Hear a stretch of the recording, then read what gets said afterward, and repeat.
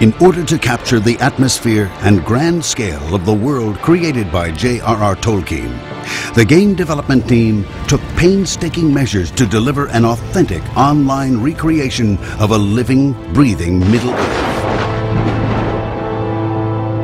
Well, certainly one of our biggest challenges is taking what is, depending on the version you have, 1,400 pages of text and translating that to an immersive world and to an interactive game. And that's very challenging, for a lot of reasons. It's challenging because, the great thing about a book is that everybody has their own vision of what their reading looks like. So the first thing is identifying what are the commonalities. What are things that pretty much anyone who reads the book is going to come to expect? How do we create a world in which you do what a gamer wants to do, which is explore and interact with this world and with this story, and at the same time make sure that it feels like it's in the world, in the time, in the story that you come to expect. So when we were reading through the books and we're looking at all the literature and doing our research, there are so many kinds of cues in the text itself for how we build this world. Tolkien has created the most detailed, rich, deeply described place in existence that doesn't actually exist, to the point that it really feels like it exists. We have this huge place with tons of richness and depth that we wanted to explore for years and years to come, with our community. What we did is decide on the lands of Eriador, which is really where the Fellowship spends most of their time in the first books. Everything that we do starts from what did Tolkien write, what world did he create, what was his intention behind creating that world.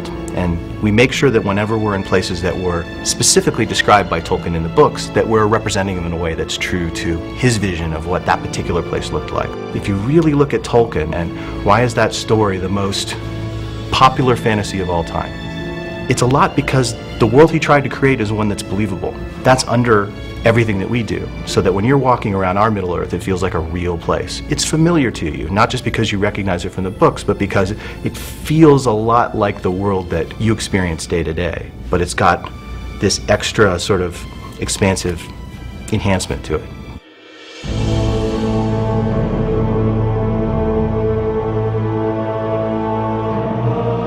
There's a lot of places that people are going to recognize, very famous landmarks from the books that you're going to see early on. You're going to be at the Prancing Pony, which is in Breland, and where Strider and the hobbits first meet. You're going to be at the top of Weathertop, having your own encounter with black riders and wraiths the same way that Aragorn does. You're going to end up in Rivendell at Elrond's house, and you're going to explore that house. You'll go to the Barrow Downs, and in fact go deep into the Great Barrows, which are described in quite a bit of detail in the books.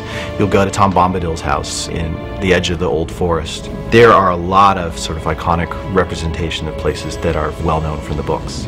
One of the things that's been great in working with Tolkien Enterprises is that they've really given us freedom to expand on the lore and expand on what Tolkien wrote. The biggest example of this is Angmar and all the areas inside of Angmar. What would happen if, the Witch King basically created Angmar again and rose this to power? So we were able to create Carn Dûm, which is something which is just briefly mentioned. Huge palace, fortress, evil fortress in Angmar. What does Angmar look like? Nobody really knows. He talks about what Angmar did. He talks about the evil that comes from there, but he didn't describe it. So we decided Angmar should be dark, jaggy, obsidian with lots of angles and, very ominous and different looking than anywhere else in Middle-earth. And we were able to pretty much create that from scratch. But it's a place that did exist.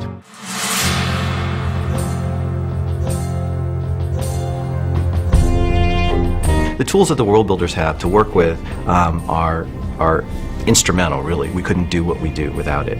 World Builder is a great tool. It allows us to do basically everything we need to build the Lord of the Rings online, to put this world together.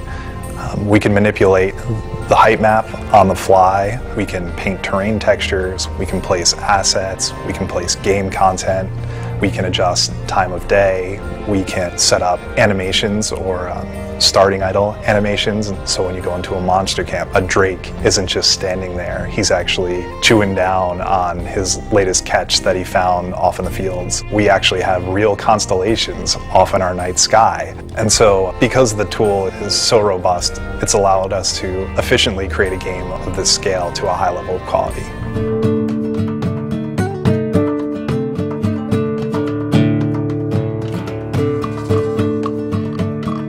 So for a game of this complexity, and especially something where we are working with iconography that, is so recognizable to people who've read the books, it's even more important for us to really have a clear picture of where we're headed before we go build any part of the world. Concept art is important for any kind of, game design that's very graphic intensive, and certainly places that rely on a large landscape like this. For us, it's been absolutely essential because it's where that translation, interpretation happens between what is in the books and what we're actually going to build in the game environment that we're creating.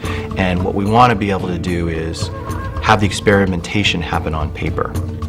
And there's flexibility in the concept art that gives us ability to play with not only structurally how it looks, but what's the mood, what's the tone of this area. We need you to draw Rivendell, and all we know is that water elements are really important. It needs to be magical and beautiful and gorgeous and lush. The rest, up to you. It gives us one thing to focus on that we can all circle around to end up where we think we're headed for that particular area. And then that becomes the blueprint for all the work that comes after that and actually bringing that to life. We have some unbelievably talented concept artists here. They have somehow encapsulated the spirit of what Tolkien was describing in terms of tone and architecture, the history of Middle-earth, which, we filled their brains with all kinds of things about the way the architecture would be, and then their own investigation of how things looked in England and in other pastoral places around the world that Tolkien would have drawn from. Every one of our concept art pieces that we use, mechanically to build the game is really something that's a piece of fine art that you could hang on the wall. In fact, we do that here. There's a gallery in the studio here where we line the walls with the art that's been drawn by some of these concept artists and other artists in the building. I mean, it's just unbelievably detailed, phenomenal work.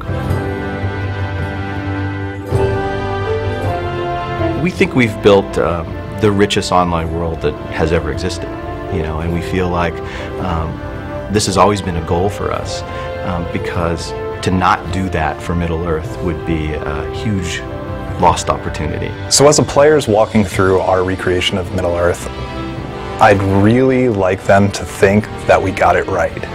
The Lord of the Rings Online Shadows of Angmar offers you the chance to truly experience the grand fantasy world created by J.R.R. Tolkien, to move through the world of Middle-earth freely, and to join the Free Peoples as they face the shadows of evil that threaten to engulf the world.